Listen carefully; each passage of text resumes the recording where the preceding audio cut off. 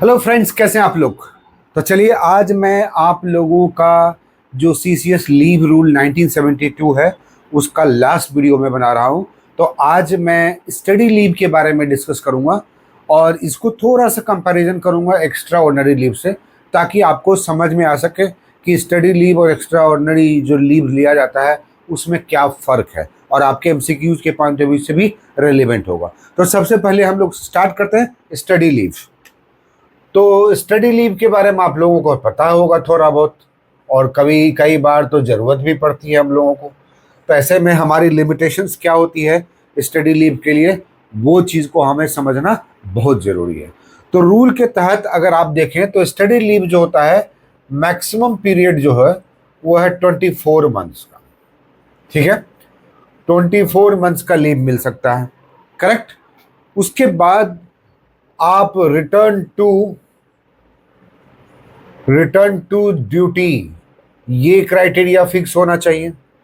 उसके बाद आप with in 3 years from this leave, means with in 3 years of this leave, retirement या VRS या एनी काइंड ऑफ सुपर एनुएशन, जो बोलता है ना सुपर एनुएशन,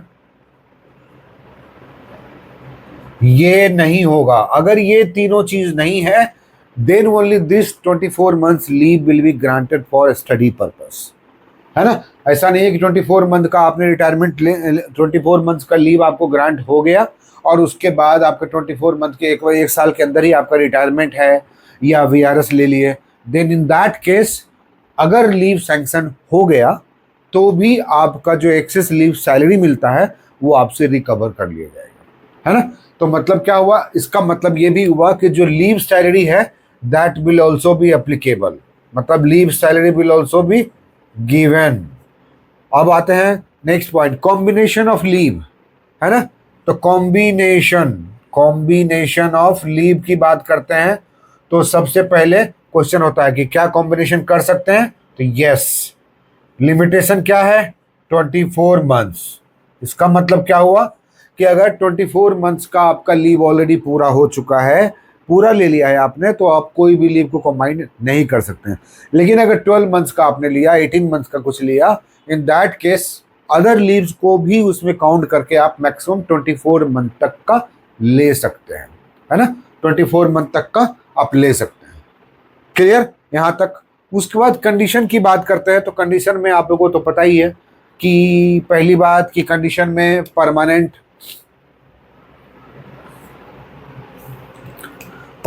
एम्प्लॉय होना चाहिए, परमानेंट या क्वेसी परमानेंट, परमानेंट या क्वेसी परमानेंट, ठीक है। क्वेसी परमानेंट ये दोनों चीज होना चाहिए। प्लस में प्रोबेशन कंप्लीट हो, प्रोबेशन पीरियड कंप्लीट हो, प्रोबेशन पीरियड, और प्लस 5 years का सर्विस, है ना। 5 years के सर्विस को कंप्लीट अगर कर लेते हैं then only you becomes eligible.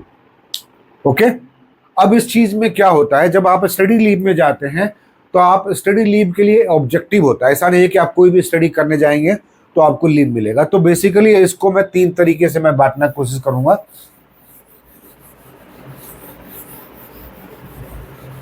सबसे पहला ये देखिए क्या होता है, जब भी स्टडी लीव लेंगे तो उसमें 3 क्राइटेरिया बैठेगा। लेकिन 2 चीज आप सोचिए, या तो वो स्टडी से आपके डिपार्टमेंटल जॉब में या वर्क प्रोफाइल में कुछ बढ़ोतरी होगी, है ना, पब्लिक इंटरेस्ट के लिए, या नहीं होगी, यही हो सकता है ना।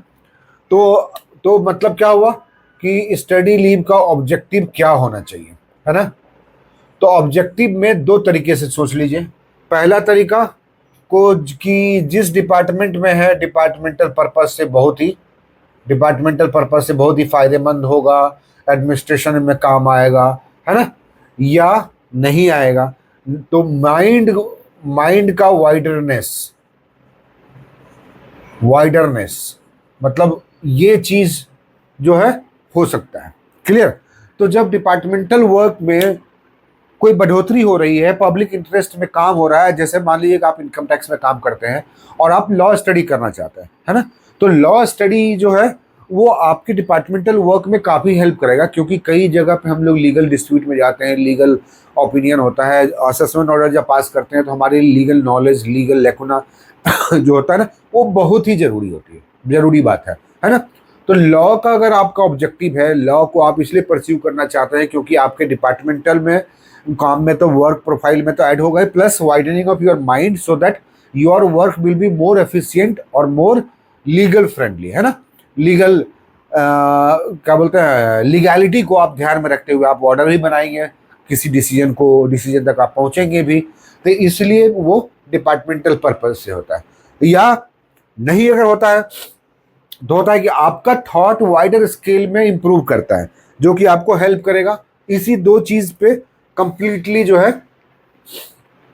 छुट्टी दिया जाता है। एक तीसरा चीज ये भी होता है, कई बार होता है कि एक पर्टिकुलर रिसर्च या ट्रेनिंग के पर्पज से होता है कि स्टडी दिया जा रहा है कि भाई ये ट्रेनिंग या रिसर्च जो है कंडक्ट करवाया जा रहा है डिपार्टमेंट, इनकम टैक्स डिपार्टमेंट के लिए या जीएसटी के लिए या एक्साइज के लिए, किसी के लिए, जिसमें काफ़ी उपयोगी हो सकता है।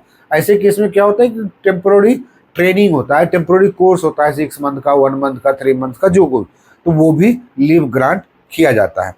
तो यहाँ पे ये दो ऑब्जेक्टिव मेनली होता है, या तो डिपार्टमेंट में डायरेक्ट इम्पैक्ट कर रहा है या इनडायरेक्ट इम्पैक्ट कर रहा है। इसको ऐसे बोल सकते हैं कि either for directly connected with the department और indirectly connected with the department. क्योंकि इनडायरेक्टली मतलब अगर आपका माइंड जो है वाइडरनेस लेके चल रहा है, वो वाइड थॉट रखे हुए हैं, इंक्लूसिव थॉट रखे हुए हैं, है ना, मतलब बहुत सारे लीगल न्यूज को, लीगल अफेयर को, लीगल स्फेयर को, लीगल आस्पेक्ट को आप कंसिडर करने में एलिजिबल हो जाते हैं उस डिग्री के बाद, then that is indirect benefit to the department, but benefit is there for the department. Okay, चलिए दूसरा चीज है कि जब भी आप इस तरह से छुट्टी पे जाते हैं, in that case you have to write a bond. Bond में आपको लिखना पड़ेगा कि ये जो स्टडी कर रहे हैं वो वहां से जो कुछ भी, क्योंकि आपको लीव सैलरी भी मिलेगा, है ना, छुट्टी के दरमियान, तो लीव सैलरी में आपको एचआरए भी दिया जाएगा, है ना। तो इस केस में क्या होता है कि ट्रेवलिंग अलाउंस नहीं मिलता, ध्यान रखिएगा, ट्रेवलिंग अलाउंस नहीं मिलता है, लेकिन एचआरए भी मिलता है तब जब आप कोर्स परस्यू कर रहे होते हैं, वहाँ से सर्टिफिकेट फर्निश करते हैं कि भाई हमारा 1 साल का कोर्स हो गया है या हो रहा है और हम यहाँ अभी भी स्टे करेंगे, क्योंकि सो एंड सो टर्म अभी भी बचा हुआ है एज पर रूल, है ना। तो एचआरए भी आपके लिए इंक्लूड किया जाएगा, कंसिडर किया जाएगा, लेकिन नो ट्रैवलिंग अलाउंस,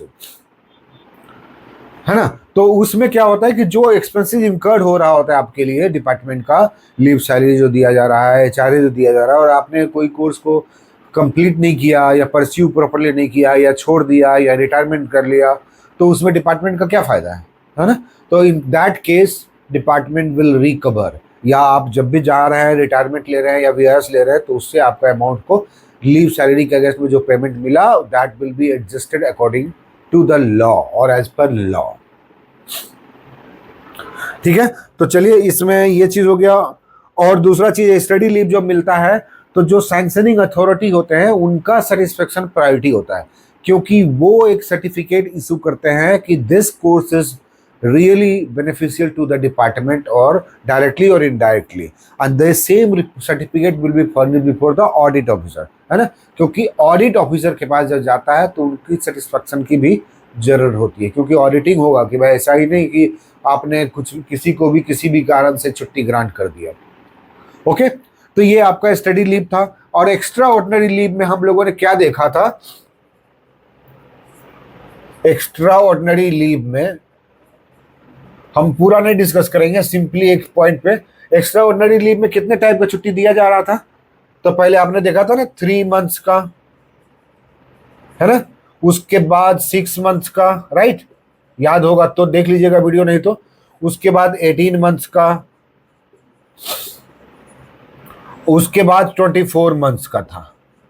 अब यही कंपैरिजन मैं करने के लिए लेके आया था, ये जो 24 मंथ है वही स्टडी लीव का पीरियड है ना, right. So study leave either in the form of extra ordinary leave और स्टडी लीव, दोनों ही फॉर्म में आप अवेल कर सकते हैं। वहां पे भी दिया गया एक्स्ट्रा ऑर्डिनरी लीव में, बस वहां क्या होता है कि आपको सैलरी नहीं मिलेगा, तो 24 मंथ्स का और यहाँ पे हाउएवर दोनों को मिला के भी 24 मंथ से ज़्यादा नहीं होना चाहिए।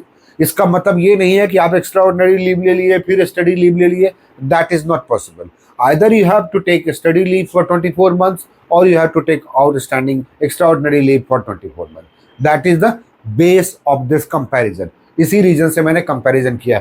अदरवाइज एक्स्ट्रा ऑर्डिनरी लीव तो अलग अलग ग्राउंड पे 3 मंथ, 6 मंथ, 18 मंथ, और इन सब में कहीं ना कहीं कोई ज़रूरत या मेडिकल, जैसे 18 मंथ का है तो वहाँ पर मेडिकल सर्टिफिकेट, ट्यूबरक्लोसिस का, कैंसर का, लेप्रोसी का, ये सब का सर्टिफिकेट आप देंगे तब 18 मंथ का आपको इस ग्राउंड पे एक्स्ट्रा ऑर्डिनरी लीव मिल सकता है। लेकिन 24 मंथ जो स्टडी के पर्पज से भी लिखा गया है उसमें आपको वही बॉन्ड पेपर पे, वही satisfaction of the competent authority, है ना, और डिपार्टमेंटल यूज के पर्पज से है या नहीं, वो सारा चीज़ को प्रूव करना पड़ता है। Then only study leave will be granted या extraordinary leave will be granted for 24 months. तो आज का जो टॉपिक था वो लास्ट टॉपिक था आपके सीसीए लीव में, और इसके अलावा कोई भी रेलिवेंट टॉपिक मुझे नहीं मिला है 1972 के सीसीएस रूल में। तो आई होप कि आपका ये टॉपिक आपके मिनिस्ट्रियल स्टाफ के लिए, आईटीआई के लिए और आईटीओ एग्जाम के लिए, जिसमें कि आप लोगों ने देखा होगा मिनिस्ट्रियल स्टाफ में 100%, आईटीआई में 50%, आईटीओ में 40% का क्राइटेरिया रखता है, मतलब वेटेज रखता है। इन दैट केस आपके लिए ये जो ऑफिस प्रोसीजर बेस्ड रूल है वो काफ़ी रेलिवेंट हो जाता है। So stay tune to this channel and share to everyone. और अगर कोई क्वेरी आपके माइंड में है तो आप लोग अपना कमेंट में, जो डिस्क्रिप्शन बॉक्स में या डिस्क्रिप्शन बॉक्स के नीचे जो कमेंट आता है ना, उस कमेंट में आप डाल सकते हैं and I will reply you. So thank you very much.